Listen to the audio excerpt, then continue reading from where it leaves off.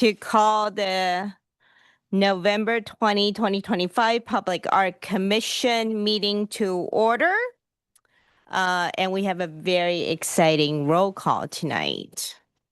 So I'm going to start with I'm going to start with the non-new commissioners. How about that? I don't know how to say that. Okay. Super excited. Commissioner Smith. Present. Yes. Commissioner Stern. Present. Commissioner De La Garza. Present. And we have, very excitingly, 3 new commissioners. I'm going to introduce them, and I'm going to give them a minute to introduce themselves to our public, who's very excited to have you guys join us. First new commissioner is Commissioner Robin Mullery.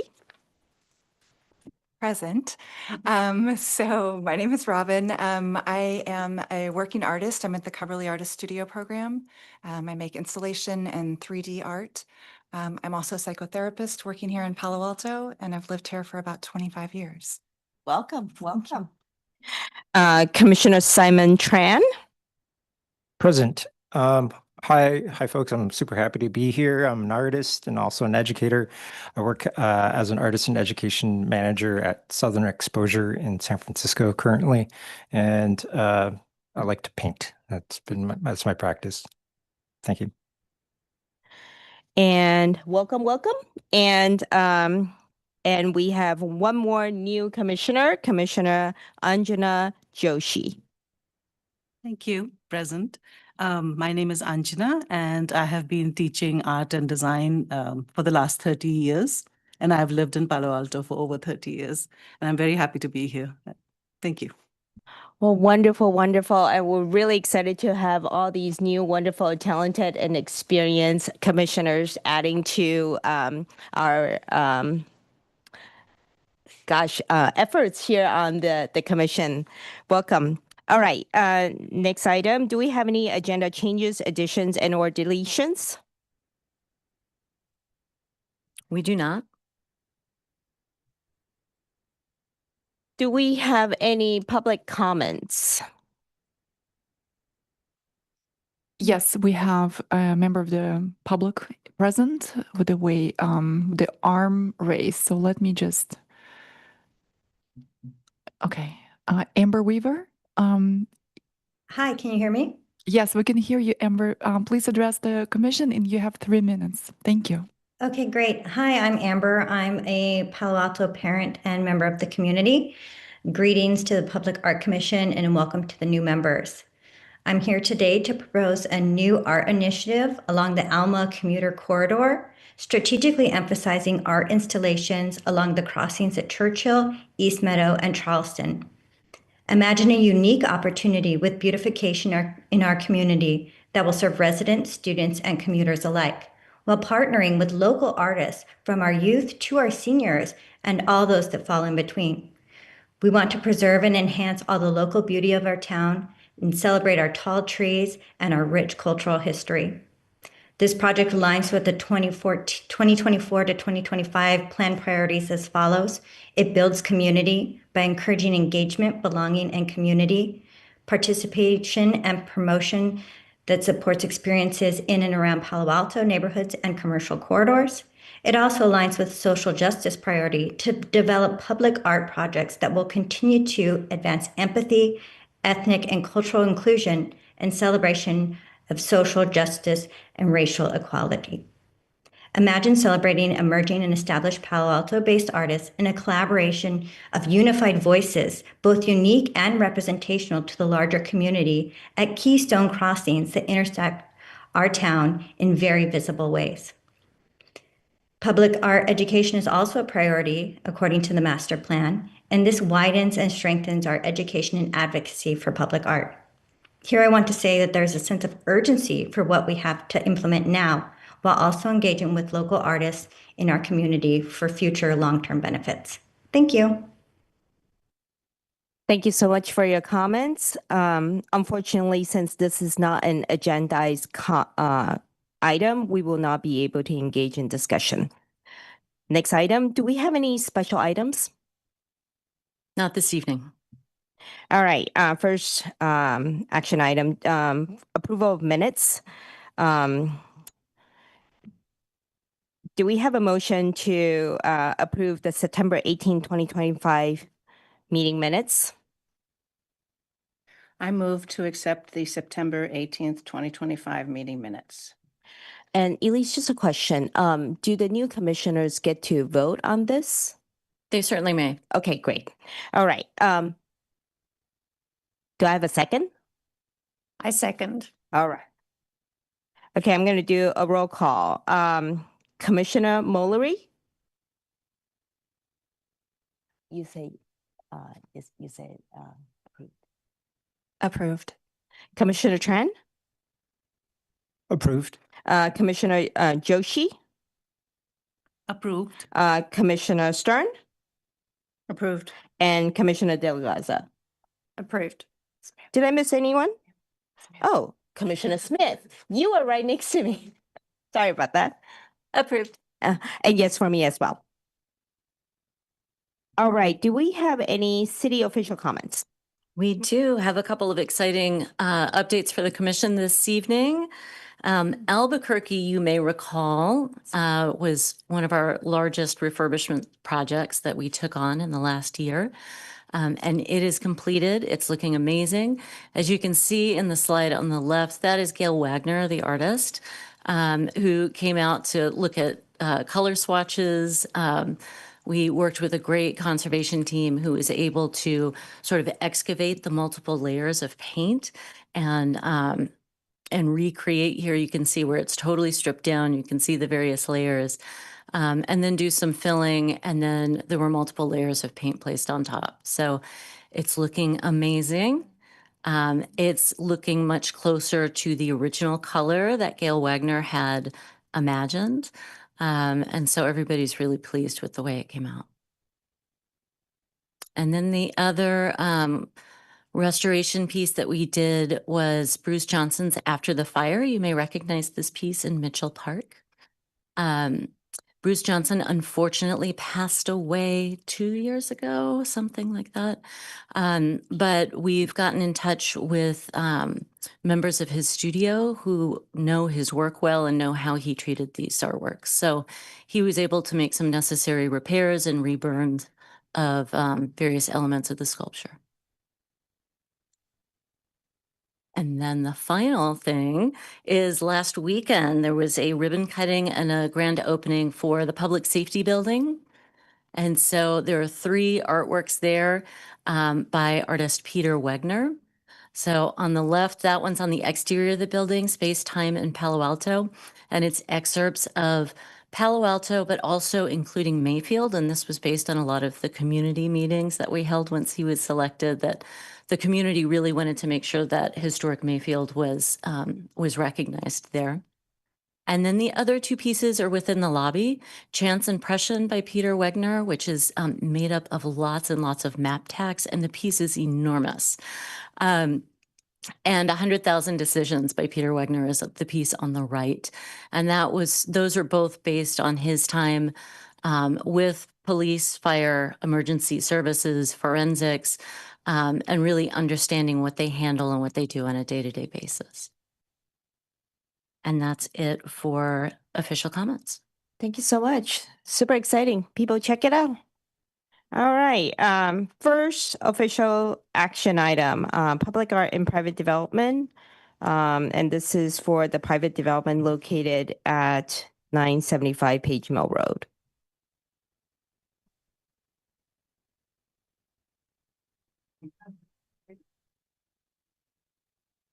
It's fine. I think you're fine. We'll just move a mic down for them.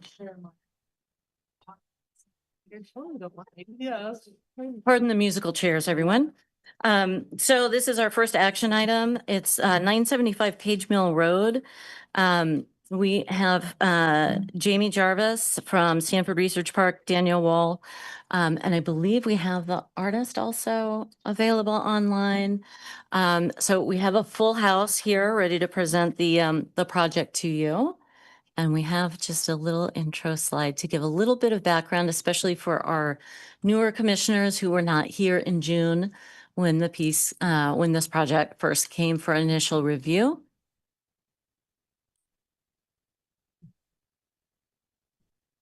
We also have the email. Yes, yes. My apologies. Yes.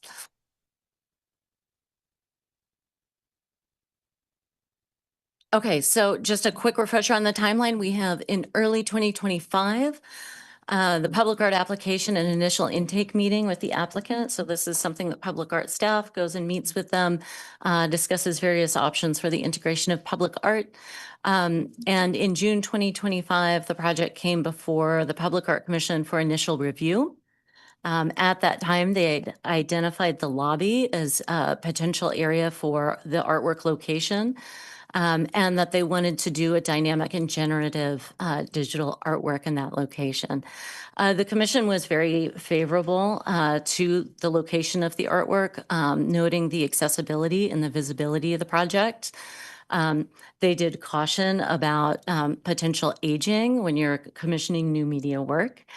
And so here they are. They have developed their proposal and they are ready to come presented. So I think with that, I will turn it over to y'all. Thank you. So my name's Jamie Jarvis. I'm the Programs Director for Stanford Research Park. I'm going to give you a quick overview of the project. Then Danielle Wohl, our art consultant, is going to talk about the location and the artist selection. And then we will have the artists join us online to give us an overview of the project. And then I also want to mention Heather Young, our architect, is here with us today. All right, next slide. And one more. All right, a little bit of the vision for this project. It is a significant remodel of an existing building in the research park, and we are re-envisioning it as an innovation hub for early stage entrepreneurs. We're calling it The Link to represent links between research, entrepreneurship, financial ecosystem, all the things that it takes to get a young business off the ground. We want to do this project to reinforce the research park and Palo Alto as a center of innovation and to offer spaces for early stage founders, which we don't have a lot of in the research park. We have a lot of very large buildings that mature companies come into, but we want to get more of the early stage entrepreneurs in. And then also to align with Stanford University's mission to incubate emerging technologies. Next slide. And the project is on 975 Page Mill. It's at the corner of Page Mill and Hanson's, very visible and prominent location in the research park. Next slide. And this is our vision for the uses. This is the downstairs floor plan. We want this to be a very vibrant space for our community. We have leased part of the office downstairs to StartX, which is a Stanford-affiliated accelerator that's currently in the research park. They'll move into this building when it's completed. We will have co-working, flexible office spaces upstairs. The idea is that when people graduate from StartX or we have other entrepreneurs associated with Stanford, that they can get flexible office space on the top floor. Downstairs, we'll also have meeting rooms for all these tenants to use, so they don't have to try and put those in their spaces and they can just focus on their workspace.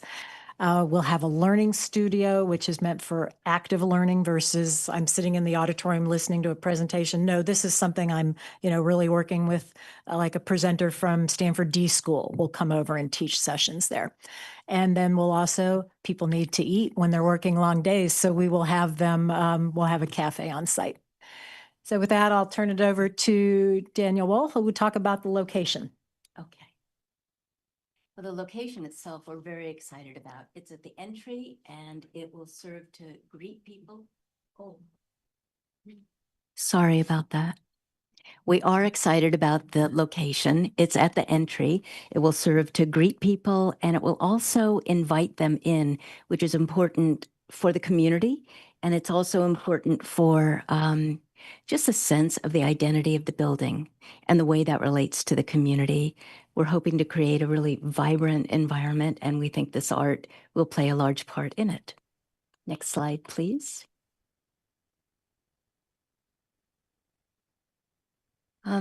The monitor has a very clear and commanding presence. We understand this to be a focal point of the building itself. So we'll have art in many different locations in the building, but because of its entry level area, it will be a focal point. Next slide, please. In terms of artists, we reviewed the art of quite a lot of different artists, and all of them were great.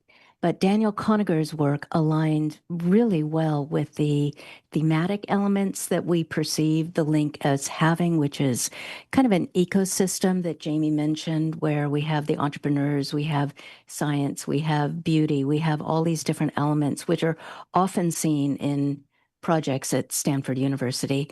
And Daniel Conager's work really speaks to that because his work it has a subtext. It has a direct relationship to aspects in Stanford, which he will speak to as we proceed. Next slide, please.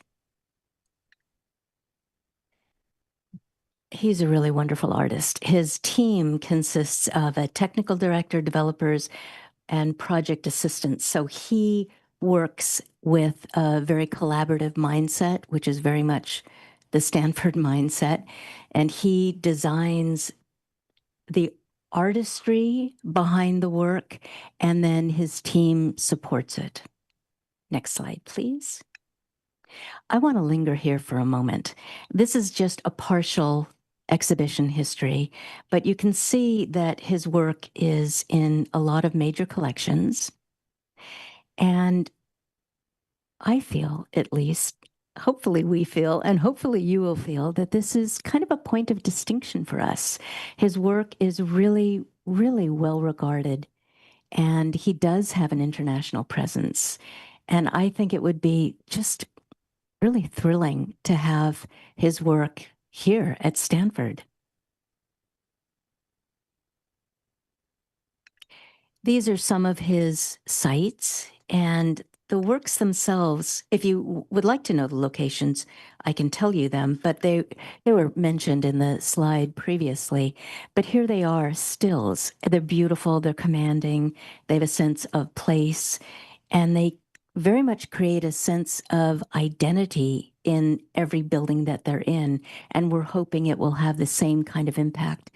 In fact, we're expecting it will have the same kind of impact at the link. Next slide, please.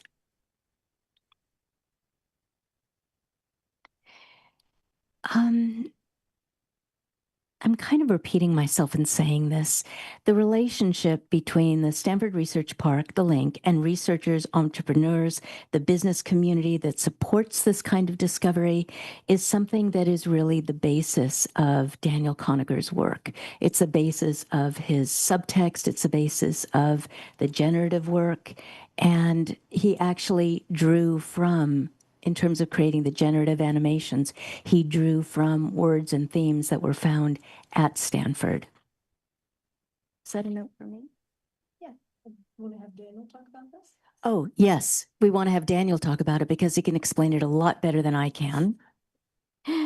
And I think we should move to Daniel, where he can communicate all of this in a really interesting and provocative way. So thank you. Thank you. I hope you can all hear me. Thank you, Jamie, Danielle, and thank you, commissioners, fellow artists, and art lovers. I'm very grateful to have the opportunity to delve a little bit more into my proposal, a loam for the link. So greetings to all of you from my studio in downtown Los Angeles. I guess I think this idea of kind of bringing together these three elements that are the magical ingredients that will make the link spark, including the researchers, the academic researchers from the university, the entrepreneurs, and the business community that will support them. the number 3 becomes really important, as you will see in the project. And the title of the artwork, which is called Loam, this very kind of rich, fertile soil, I thought was a good metaphor to describe the kind of magic that will for sure happen in the link. Next slide, please. So what is Loam? Loam is a screen-based generative animation. My studio and we will be custom making the software for this artwork. We will be coding it ourselves. And we will be shifting through these groups of 3 colors. Each one of these colors representing the 3 key components of the innovation ecosystem that I just described: the researchers, entrepreneurs, investors. The animation is based on inputs, or will be reacting from input from the Stanford University Science and Engineering research publications. So more specifically, the artwork will be using an AI program that will analyze the articles that appear in the publications, and then by the AI will recognize the different themes of the articles. For example, bioengineering, robotics, AI, chemistry, etc. So each theme will have its own animation style. When a new article gets published, when it gets posted on the Stanford report, its new theme will be determined, and the artwork will transition and get updated with its corresponding animation style. The weaving aspect is also really important, the general look of the work. There's the sense of almost like of trails, threads. It kind of evokes sometimes woven strands. Other times there's a sense of technological infrastructures that the work will trigger, and also living systems blending into surprising and unexpected combinations. Let's go on to the next slide, please. And we're gonna see a video. Of course, a very important aspect is the visibility of Loam already from the exterior, from the parking lot, connecting the exterior with the interior of the building. It will become a visual magnet that will capture the exciting activities happening within the building. The artwork is constantly changing and never repeats itself. For those working in the building every morning, they will be greeted by a different version of the artwork. I'm hoping that Loam will become a conversation piece amongst the link's tenants, who will notice and comment on its behavioral range through time. The screen itself will look more like a canvas than a regular screen, with its minimal bezel edges, with no brand names. It will give the artwork a very sleek appearance. The algorithm is what we call the particle simulation, with the 3 species: the researchers, entrepreneurs, and investors, each represented by a different color. The movements of these species are constrained by a series of rules that we will code, that we will program, that will influence the speed, the direction, the angle of the trails they draw. So sometimes when the species crisscross, pass, they can maybe ignore, they can even reject, or maybe absorb each other. Sometimes they crisscross freely, at other times they will keep to themselves. So with these relatively simple rules, we get a huge gamut of emergent behavior occurring, creating a never-ending tapestry of patterns woven by these simulated beings.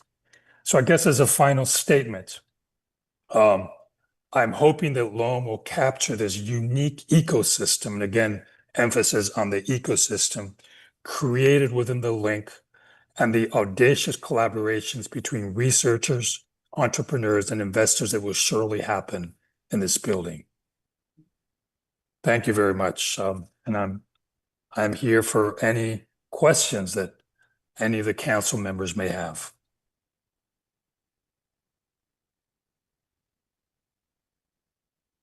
Well, I'm going to start with a question.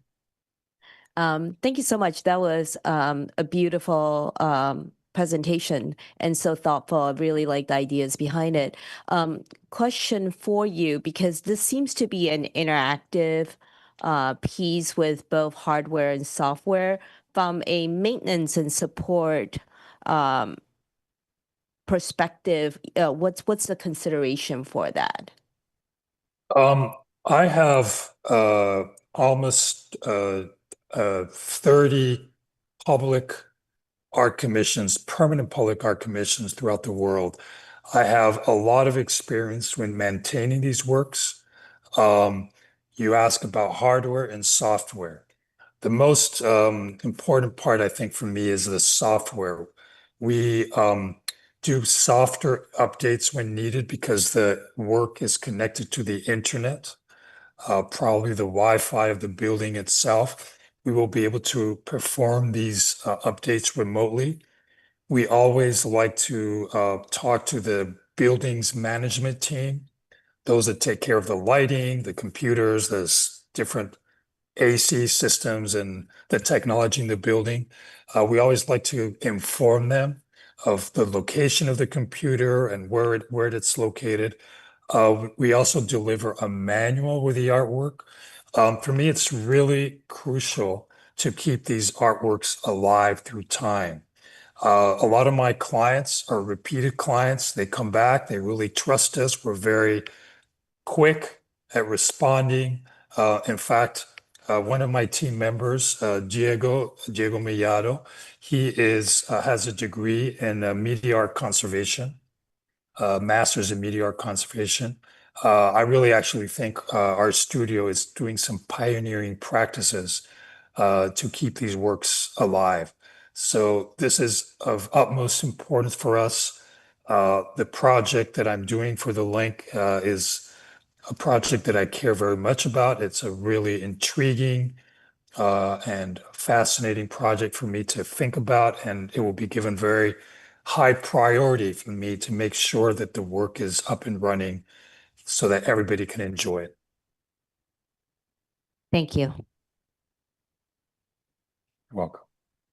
I have a kind of follow-up question. I'm curious, if you had to estimate a lifespan, what would that be for this work? I think the real kind of not even concern, the real aspect that may have some consideration in the future is the screen itself. Perhaps a screen will have 20, 30 years of life. It's not that it will probably, break after 30 years. It may not have the same kind of brightness. Screens are becoming cheaper and cheaper, and it would be a relatively easy fix to just replace it. The software itself, I am in the process of creating a foundation so that when I'm not around, I want to have something in place where this foundation will continue to do the necessary updates, software updates, to have this work around for, an indefinite long amount of time. So I'm looking for this kind of longevity, long-term longevity. I understand these works may be a little more fragile than the typical, say, bronze sculpture, but at the same time, this is why they deserve this extra attention that I'm really giving. Kind of in that way, media artists, we're kind of unique in that way. We do have to pay attention to these issues. Every artwork requires some amount of conservation, including a big bronze sculpture. But we are really kind of writing in the conservation issues from the get-go, from the beginning. And so my desire, my expectation, my wish is to have this work be active for as long as the building is around and have it, just be part of the lifespan of the building itself.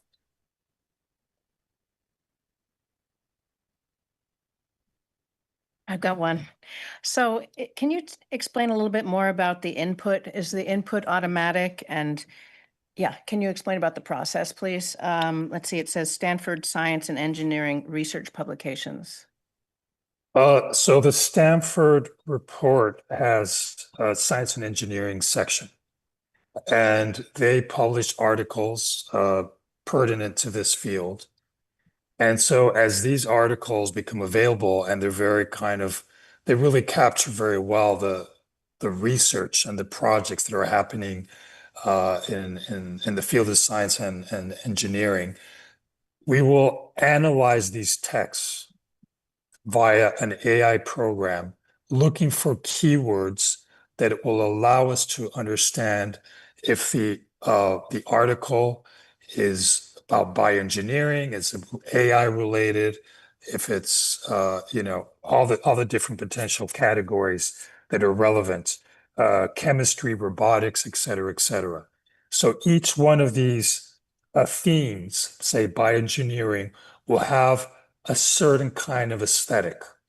For me, it's really important that the artwork constantly changes, that it really has a life, a behavior of its own. But I'm also interested in that, let's say, over a dozen different themes. They each have, for example, a particular color palette. So when an article comes online in the Stanford report, the AI agent will analyze and look for keywords that would allow it to understand what theme, what category it belongs to. And that will then go back to the animation and transition from the previous theme to the new theme. This transitions, by the way, is something I've been working on very carefully. They're very beautiful, the way suddenly the color palette changes, how it goes from a group of 3 colors to the next group of 3 colors. But the idea is that every morning, when the tenants and visitors encounter the artwork as they are greeted, literally greeted by the piece, they will have a different experience. We've had some initial conversation also about signage close to the artwork, maybe a QR code or a small text. And this is something we're still talking with Jamie and Danielle, but where visitors and the workers that are more permanently based in the building can scan the QR code or read about the artwork and get an understanding of the rules of this kind of abstract animation. The work is very abstract, but behind the abstraction, there is a real reaction to the research and the entrepreneurial projects that are happening in the building. So behind that abstraction, there's a lot of content that we're looking at, that we're processing to activate the artwork. So hopefully it's a long explanation, but hopefully that's clarifying. Thank you so much. I actually have a follow-up question. It's drawing from the publication. So what if the publication changes, meaning, if they increase in scope or decrease in scope, will you be adjusting? Yes. Yes, I'll be adjusting. There may have maybe we may have to tweak the algorithm. Let's say the Stanford report changes its name or it becomes something different. We can easily tweak the algorithm. And this is one of the wonderful things of actually coding, is that, and we code, I work through, my team members are amazing programmers, that we can tweak the algorithm to adapt to new circumstances. Usually once a week, usually on Fridays, I have somebody in my studio that goes through the dozens of commissions that I have up and running, just to make sure that everything is running smoothly. Sometimes we get a message for like a special request. Like, for example, I have an artwork in Tampa Airport. The hurricane was coming in. I forget which one they asked me if I could remotely shut down the work and the animation, and then they shut down the electric. Another project that I have was that there was going to be an event. There was going to be a late night event. They asked me to change the hours because they had this timer on their work. So anyway, there's some really kind of interesting special requests, that this kind of the flexibility of of knowing the algorithm and having programmed it ourselves that is really important. I also wanted to mention there's an interesting dialogue for me in Loam in the artwork between coding, programming, and the AI elements. The AI elements is just going to use it to analyze the articles, but it's not actually going to be creating the animation. We are creating the animation. I'm beginning to see programming as almost like an artisanal activity where with our little fingers on the keyboards, we are building and constructing these kind of complex behaviors in a very kind of human way. This is an issue that goes beyond just the project itself. This is kind of how I'm approaching AI as an artist. Got one more question. So it says here that you're going to assign colors to researchers, entrepreneurs, and investors. I understand this is a work in progress, but I'm sorry, I'm not hearing anything right now. I think the volume. can you hear me? No. Hello? Yeah. Hello? No. Okay. Oh, we lost him.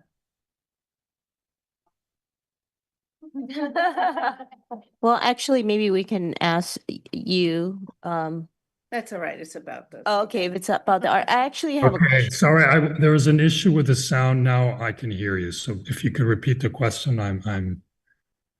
Okay, sorry about that. I was asking about you had assigned colors to certain stakeholders in this in the background of the piece, and I was asking about the animation and the subjects of the animation, and if you're gonna be using formal aspects, like is that what's going to be responsive in the algorithm versus just color? Or like chemistry is going to be a certain kind of form, or other things would be assigned different forms?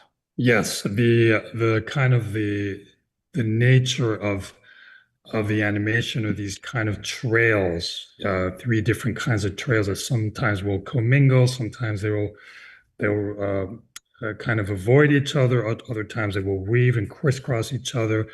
But the idea is that each kind of behavioral aspect evokes the theme of the article that was just published. So chemistry will have a certain kind of look, bioengineering will have another one. So that is kind of obviously a little bit of an artistic license of what that would look like. They're all going to be very abstract, but within that abstraction, I want the feeling of each kind of mood that really captures the theme of the article that's printed. But in general, it's all about these trails, these kind of interconnections. I mean, I think there's something almost very kind of nerve-like. Sometimes they will look like, I don't know, like information or communication networks. Other time they will look like more kind of organic neurological systems of living systems. Sometimes it will look very kind of hard-edged technological elements. Other times, so yeah, each one will kind of really try to meet the theme of the research that just got published. So if you know the code, if you know this is chemistry, this is bioengineering, this is a researcher by color, by form, then you'll know what you're seeing. That's the idea. And again, it won't always be like if it's bioengineering, it won't be repeated. It will even within the bioengineering aesthetic, sometimes it will cluster more on one side and other times it will cluster down on the other. But by beginning to become familiar with its behavior, this is where I find the conversation piece, because I've seen this in other artworks of the community of people that are using, the building on a day-to-day basis. They will become familiar. It says, oh, there must have been a robotics publication that just got posted. because they will begin to understand that robotics has a certain color palette or a certain mood. So I'm very interested in kind of engaging the community of users of the link in that way, that they start becoming familiar as if it were like this friend of theirs that is kind of taking the pulse via arts and abstraction and generative arts, taking the pulse of what is actually happening in the building and beyond in the university. So, if there's not a publication that comes, I mean, maybe there's only one publication in a week. So you have this one theme that's going on. Is it going on 24 hours a day? Is it only a certain amount of time throughout the day? You can see it from the street, I understand, right? So Right. is it 24/7? So I can answer that. Typically for energy conservation reasons, we do not run screens all night. Okay. So we will, it's definitely going to be sort of a 7 a.m. to 7 p.m. If we see that there's a lot of users in there late, or like Daniel said, there's opportunities for special events to run it later, we'll do that. But generally, we won't run it all night long. And then your comment about the number of articles, there are hundreds of these articles already published. So it's going to keep drawing from this bank, and then it just adds to that. Oh, okay. So it's not like, oh, this week's article is going to be something up there about just that week's article. It's going to keep scrolling through this cluster of them that we have. So people won't know what article is being portrayed at a time. Unless we have not discussed that, but it seems like there might be some way through this QR code that we might be able to say, this is the recent article that's been published. And I would, sorry to interrupt, Jamie. Yeah. I would also add that we're still kind of working on the artwork, but we're thinking of having, when a new article appears and the artwork is reacting to that, something will happen within the artwork that would be telling of its kind of novelty, whether that is the way it enters the artwork, or it just kind of vibrates a little. I mean, there's many things we can do to kind of distinguish it as, oh, like maybe there's a little bit of a shaking, a little bit of an earthquake of this new idea that's kind of entered the pool. So those are still things that I'm working out for the final artwork. But I would like to have a little bit of a trigger that will allow people to visually know this is new. This is a new article that because, to go back to Jamie's comment, otherwise we'll be rotating through a pool of articles, because the dynamic element of it is also important. I don't want it to just have the same kind of animation for 1 week, say. So would one article run for like, I don't know, 3 minutes, or is it something like that happens in an hour, or what is the span for each article? I'm thinking right now, one every 15 minutes. And I won't also be doing it like mechanically every 15 minutes. Sometimes it will be 12 minutes, sometimes it will be 18 minutes. I want to give it a little bit of an organic sense. I don't want it to look too like a timer that's on.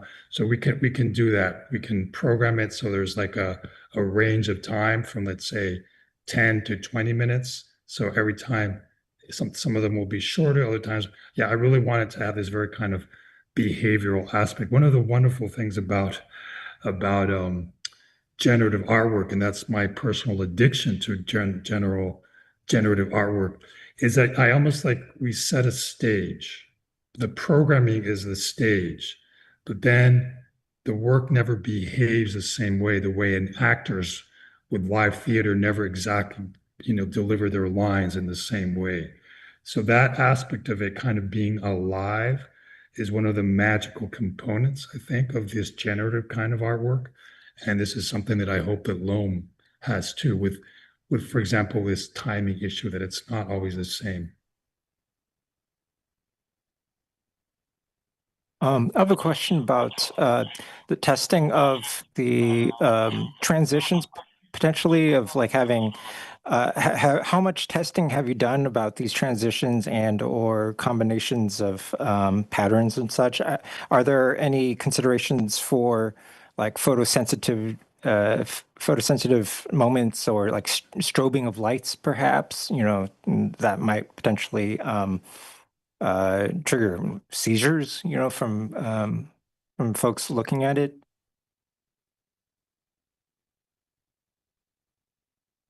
It is.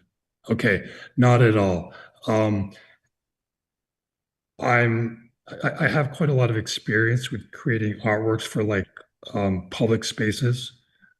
And this is not like an exhibition space. It's not a gallery. It's not a museum. A lot of different activities are happening in this building.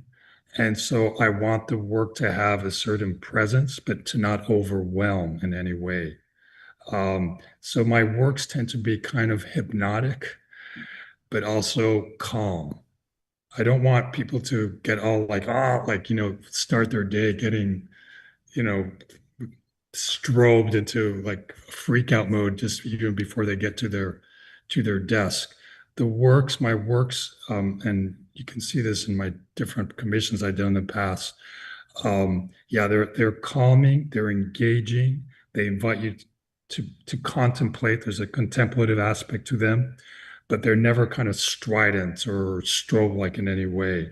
Yes, we have done quite a lot of work already. We have video, like longer videos. This was because of time constraints. This is a very short version, but we would be happy to share if that would be of interest, a longer video. The transitions is one of the things that I'm most proud of. They're very beautiful. When one mode transitions into there's this kind of interesting morphing element where there's structural changes, the color palette changes very gradually. It's not like a sudden break. There's like a real sense of one mode kind of seamlessly transforming into the other mode. And so this is one of the things that we've been working on because I think that transition is really crucial. So it's kind of what makes it kind of exciting, I think. Commissioners, I just also wanted to remind you briefly that the approval today is for the concept, and then the team goes from there and develops a lot of these details. So I appreciate the questions, but also just a quick reminder that the applicant's not expected to have all of these items resolved by the time they come. Great. Well, so in that case, I have one more question. And this is really related to just budgets and schedules. I've been kind of looking at the budgets and schedules because through this conversation, it seems because of the nature of the artwork, there will be ongoing maintenance and ongoing engagements. And I'm just wondering if that's also budgeted for or accounted for. I didn't include that in the art budget. That'll be in our building maintenance. And as Danielle alluded to, we have other art pieces in the building that we'll be maintaining. So that's more of an operations budget ongoing. And per the ordinance, the budget is supposed to go for the artwork, and the maintenance is the ongoing responsibility of the property owner. Thank you so much. One question I have briefly is for Jamie and the team.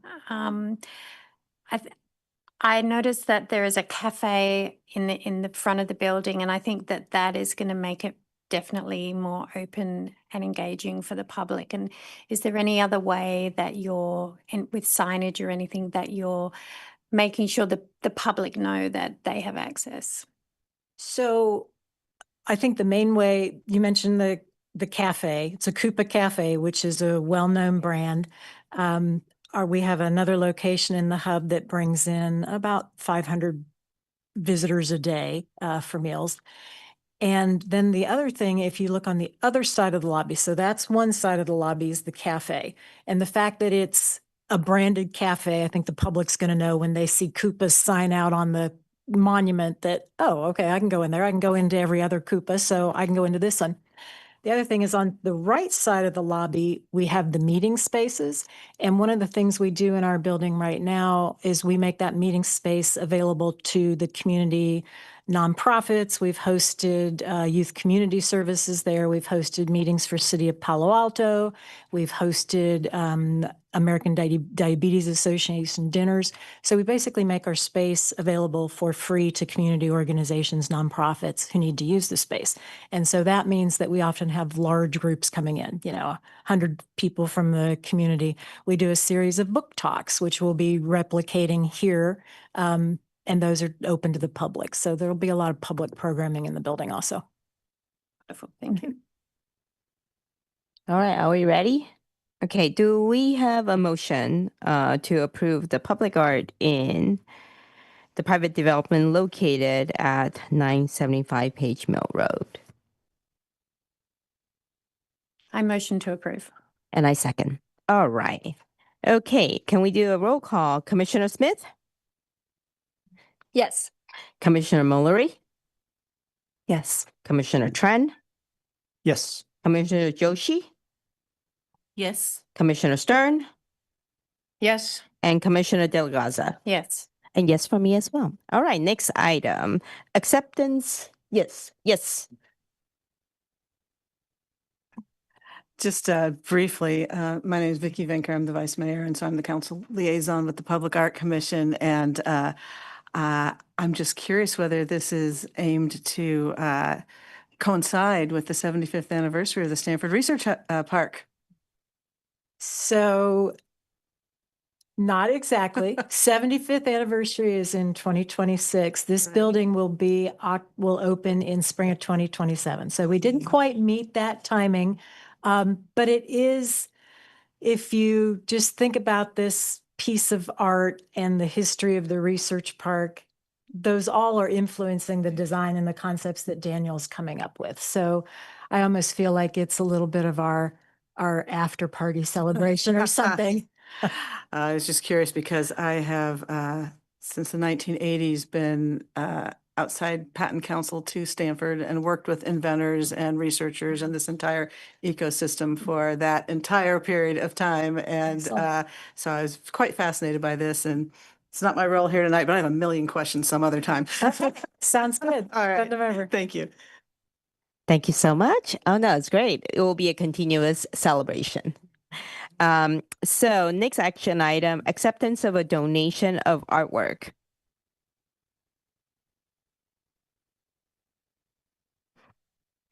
I would like to stay because I want to hear about.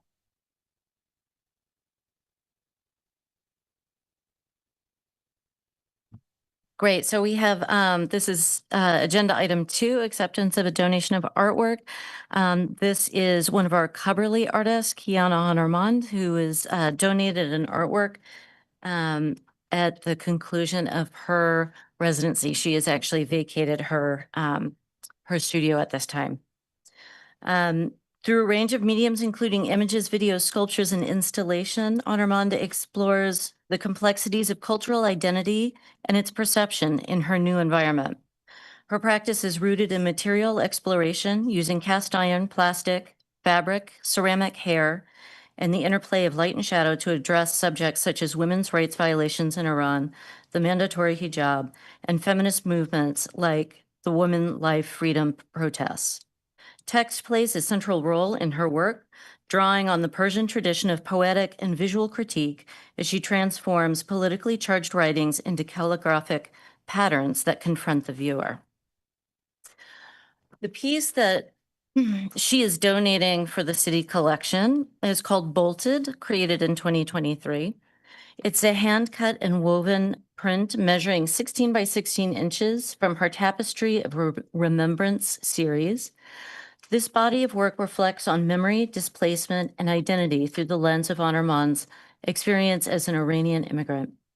Created during the pandemic, the series draws parallels between the isolation of virtual communication and her own distance from family and home.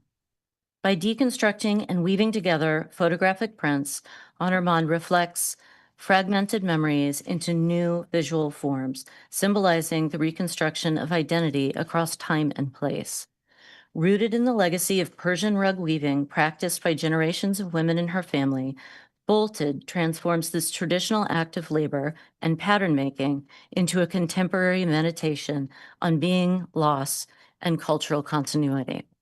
So as a quick reminder, the Coverly Artist Studio program, one of the requirements as part of that is community service and the donation of an artwork during their time at the Coverly Studios. So are there any questions? Where do we get to see it? Well, the portable collection is throughout the city. We don't know where this will be hung first, but I'm sure it will be in demand.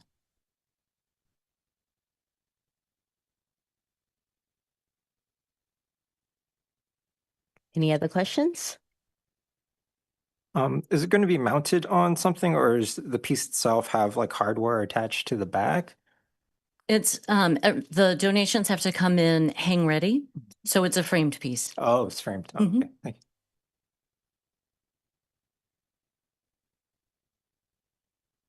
I move to accept this piece of art. Do we have a second? I second. All right, okay. Roll call. Commissioner Smith, Yes.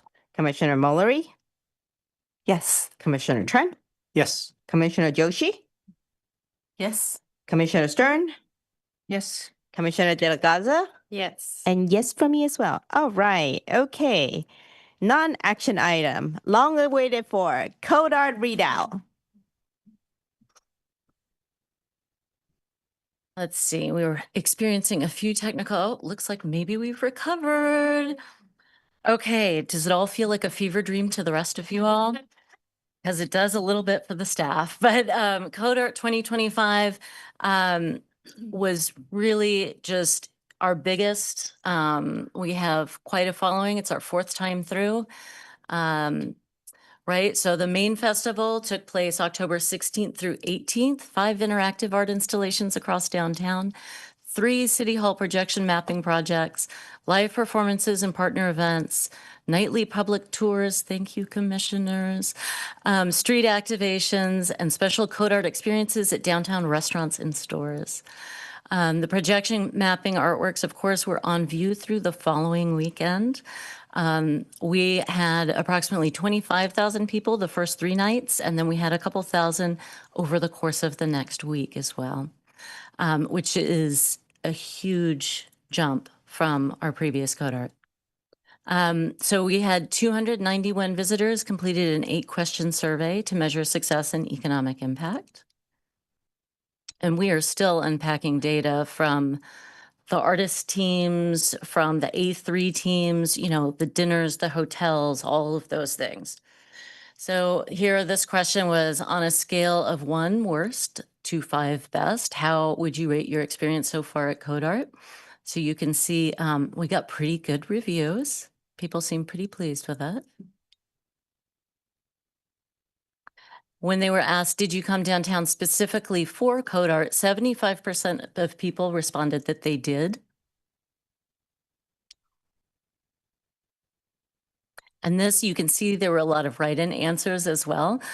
How did you learn about the Code Art Festival? Select all that apply. So all those bottom ones of 0.3 clearly are write-ins, but there was a lot of word of mouth. Social media was a big one, event flyers, online ads. We did get a news spot interview that morning, today in the Bay. And we did hire a media team who helped us get the word out and with strategic ad placement. So we feel like that really helped as well. And so when they were asked, have you or do you plan to visit a local business or a restaurant downtown this evening? 75% said yes. So that is amazing. That's our sample set. And on the lower right, you will see Marvel Cakes was one of our partners, and they printed those little chocolate Code Art logos and put them on the pastries, and they sold out of them entirely. And this was a question about if you plan to make a purchase in a downtown business, approximately how much did you spend? And so you can see, you know, the biggest piece of the pie is $50 or less, but still, that's a lot of people. And then the next largest is $51 to $150. And then we have a pretty decent wedge there of over $150. So that is pretty exciting.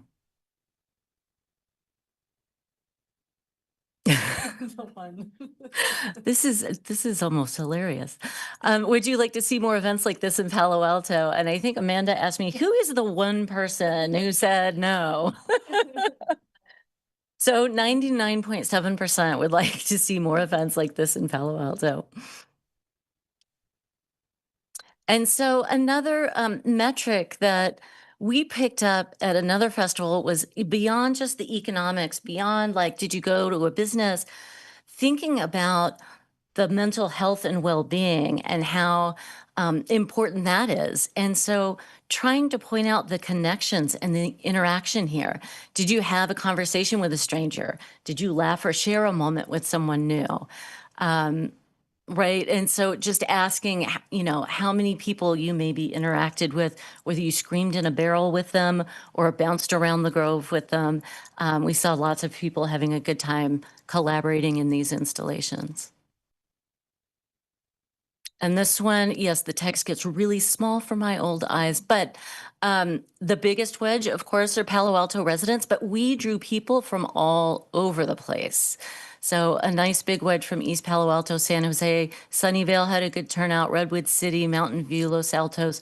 So you can see we're really drawing, yes, we had some people from Los Angeles, and then other is pretty big. So who knows where that was or if they did not fill in a zip code.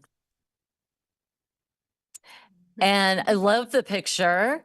And again, I just want to thank all of you commissioners for rolling up your sleeves, whether you were lugging sandbags with us out there or leading tours or just giving information and being great ambassadors and listeners on behalf of the program and the city. It's much appreciated.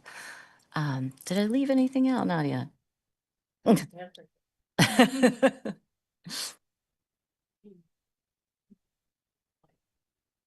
Oh, that's right. There were a couple of other festivals, but it also coincided with Stanford Reunion Weekend. So it's hard to know how much was advertising, how much was Stanford, and we were listed in the Stanford Reunion Weekend materials. And I had a few conversations with people who said, I came to the reunion, but I'm not really a football person. And this was listed and looked really cool. I also had conversations with people, this one woman who late one night just said, do you do this all the time? I'm driving up and down California trying to figure out where I actually want to live. And this makes me want to move here. So it was really interesting. And I just wanted to have this opportunity to have this on the agenda so that the commissioners have a chance to have a conversation as a whole about the event as we've been collecting data and feedback from other sources and vendors and the artists as well.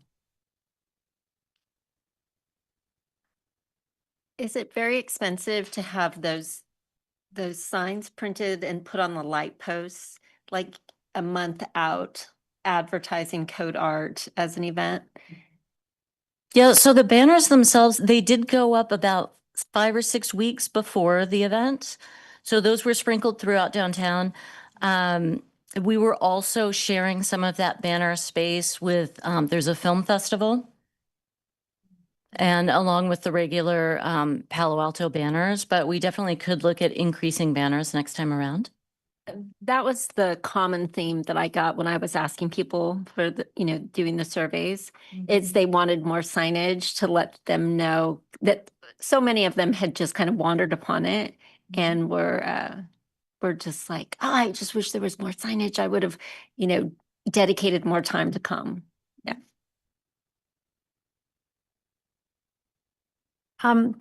How did you find the experience of working with the PR company, and do you think that that was really worthwhile? Yes and no. I think there were some advantages there to really enhance what our comms team has the bandwidth to do from the city. They're pretty stretched thin. And so it was really helpful to have that. They produced some short videos that we used on social media. They really helped us with ad placement, getting us some discounted rates and some of those things. Their own media releases, I fully believe that they're the reason we got the news spot that morning. So there were some great things about it. There were a couple of things that I might do differently if we look for another media collaborator next time. I'm curious. I think this was the first year that that you did the kind of prolonged projection.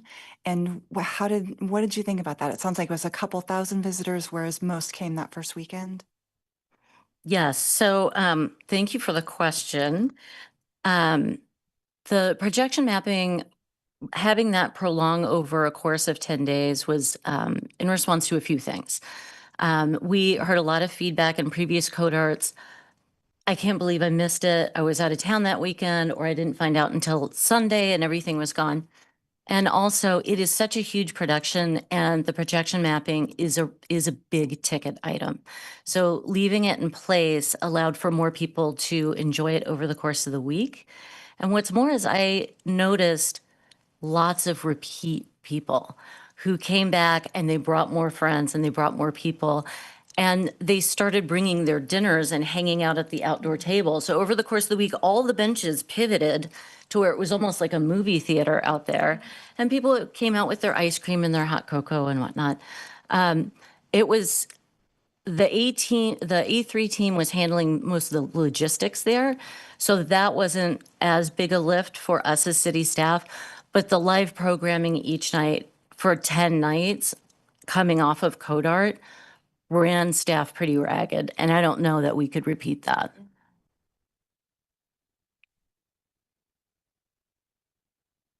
Which of those nights was the biggest draw? I believe this Saturday, usually it tends to escalate as it goes. The Thursday is usually a little quieter. Friday was pretty big, though. I have to look back at the numbers. And then Saturday is usually the biggest crescendo. Yes, the dino. So much about the dino.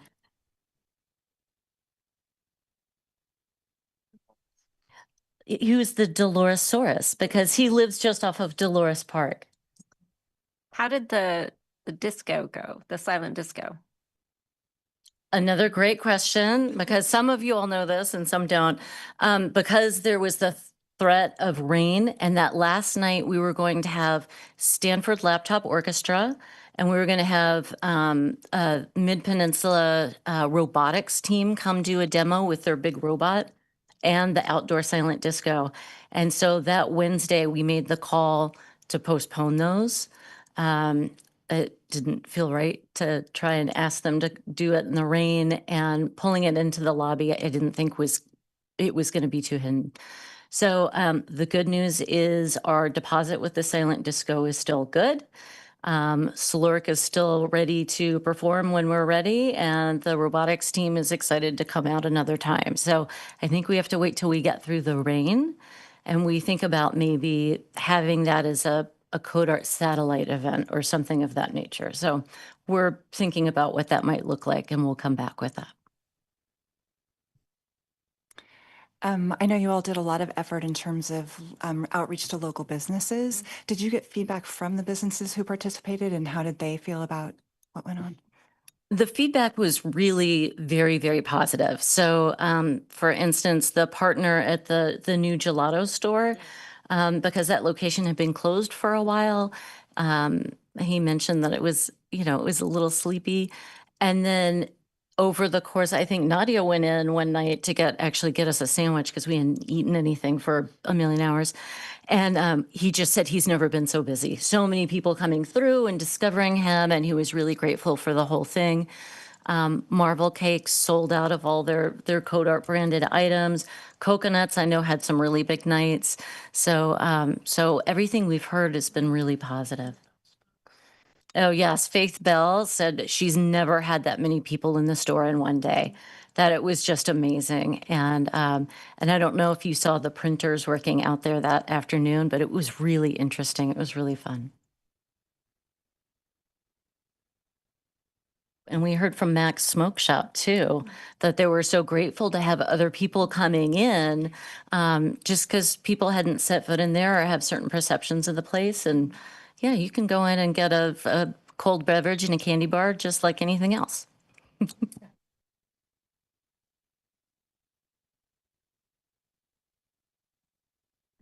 I might just say that, one, thank you for letting me do the countdown. That was very fun, and people seemed very excited even on that very first night.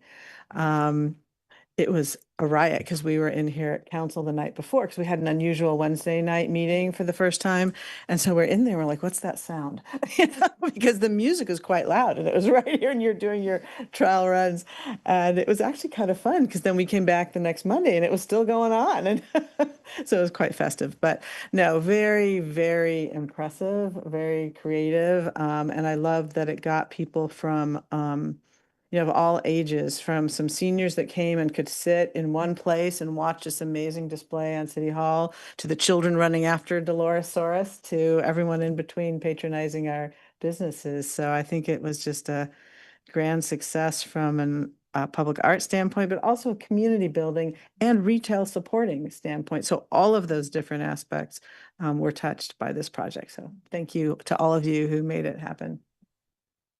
And you touched on an interesting point. I am meeting with a couple of different vendors who may be able to generate a more official economic impact report based on the data that we have from CodeArt. So we are looking into that, and I think it would be really helpful for us to gauge future CodeArts. Yeah, and it might also, some of this wonderful feedback you have from Faith Bell and Max Smoke Shop and all these others, to let other businesses know, especially new ones that move in every year, that, supporting this, being part of it is something that's actually, it gives back to the community, but they'll get back from it. So, yeah, and I think that just tends to get some skeptics more supportive of the public art program.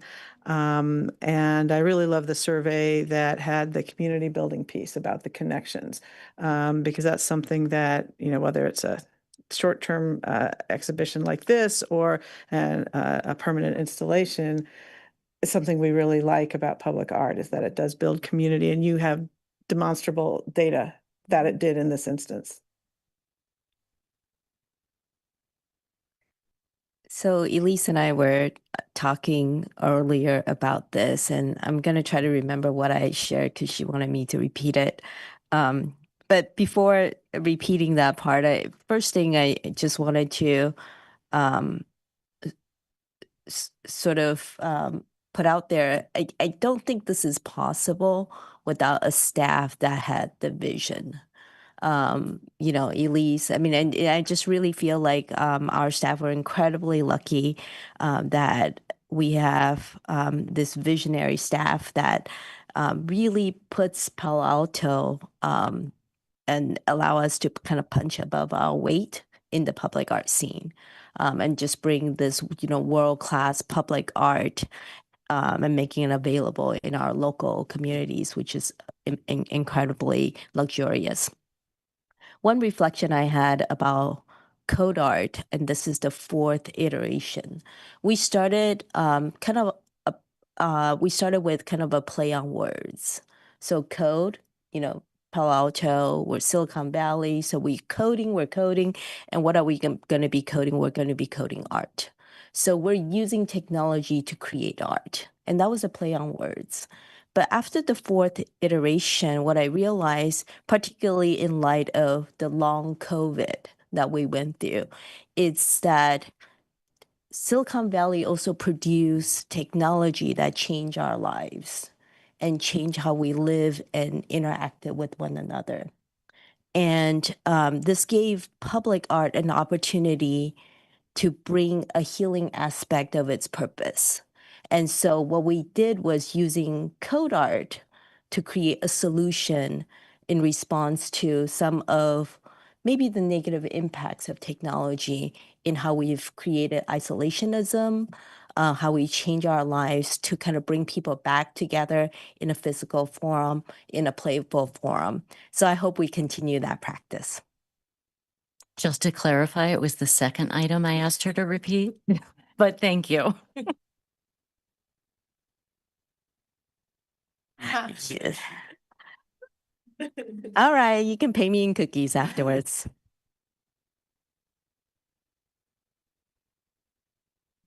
All right, so do we have any public letters?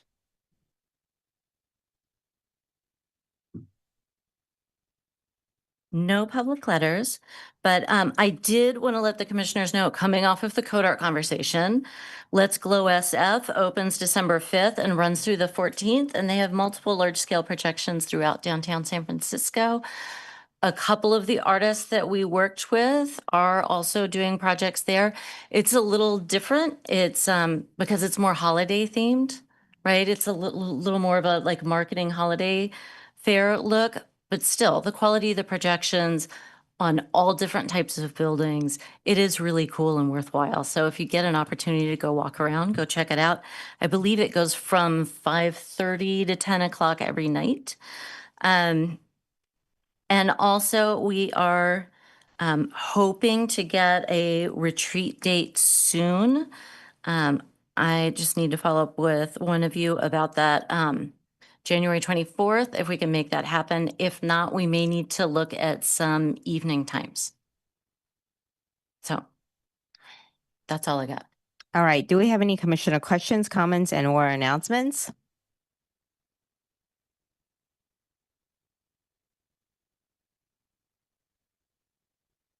No? Well, on that note, the meeting is adjourned.